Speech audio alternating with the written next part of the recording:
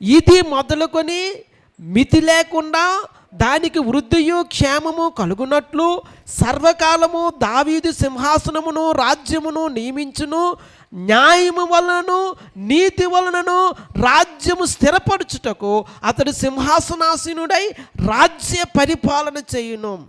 సైన్యములకు అధిపతియగు యెహోవా ఆసక్తి కలిగి దీనిని నెరవేర్చును. తండ్రి అయిన దేవుడు ఆసక్తి కలిగి నెరవేర్చే కార్యం ఏంటంటే నీతి న్యాయములు కలిగినటువంటి రాజ్యాన్ని తన కుమారుని ద్వారా ఈ భూమి మీద స్థాపించబడటము. న్యాయము వలనను నీతి వలనను రాజ్యము స్థిరపరచబడతా ఉంది. దేవుని నామానికి మహిమ కలుగును గాక.